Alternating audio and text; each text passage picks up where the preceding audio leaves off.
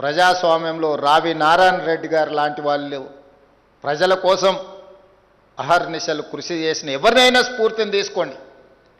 రావి నారాయణ రెడ్డి గారు మొట్టమొదటి భారతదేశంలో జరిగిన పార్లమెంట్ ఎన్నికల్లో దేశంలోనే అత్యధిక మెజారిటీ మొట్టమొదటి ప్రధానమంత్రి పండిట్ జవహర్లాల్ నెహ్రూ కంటే కూడా అత్యధిక ఓట్లు సాధించిన పార్లమెంట్ సభ్యుడిగా దేశ చరిత్ర పుటలలో ఘనకీర్తి సాధించిన బిడ్డ కూడా తెలంగాణ నుంచే. వారు ఈరోజున్న పార్లమెంట్ భవనాన్ని అత్యధిక మెజారిటీతో గెలిచిన రావి నారాయణ రెడ్డి గారి చేత పండిట్ జవహర్లాల్ నెహ్రూ గారు చేపించారు. ఇది చాలామందికి తెలియని సత్యం. అంత గొప్ప కార్యక్రమమే కాదు,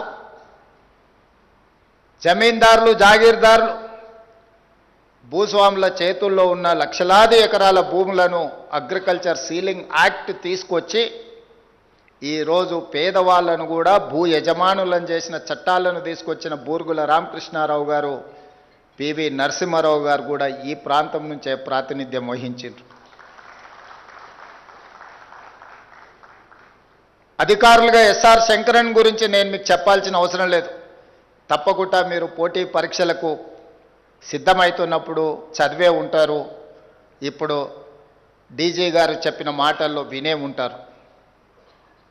ఇంతమంది స్ఫూర్తితోటి మీ జీవిత ఆశయంగా జీవితంలో ఒక లక్ష్యంగా పెట్టుకొని ప్రభుత్వం నిర్వహించిన పోటీ పరీక్షలలో గ్రూప్ 1, గ్రూప్ 2 అధికారులుగా దాదాపుగా 6 లక్షల మంది, 3 లక్షలు గ్రూప్ 1కి, 3 లక్షలకు పైగా గ్రూప్ 2కి పోటీ పడితే అందులో గ్రూప్ 1 అధికారులుగా 3 లక్షల్లో నుంచి 562గా మీరు ఎంపిక అయ్యిండ్రు అని అంటే లక్షలాది మందిలో మీరు మెరుగ్గా మెరికల్ లాంటి విద్యార్థులు కాబట్టే ఈరోజు మీకు ఈ అవకాశం వచ్చింది. గ్రూప్ 2లో 775 మంది సెలెక్ట్ అయినరంటే ఈరోజు కొన్ని లక్షలాది మందితో పోటీ పడి ఈరోజు మీరు సాధించిన విజయం.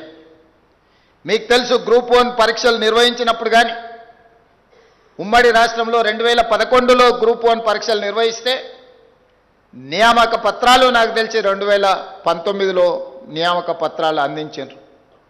8 సంవత్సరాల సుదీర్ఘ కాలం పట్టింది నియామక పత్రాలు అందించడానికి.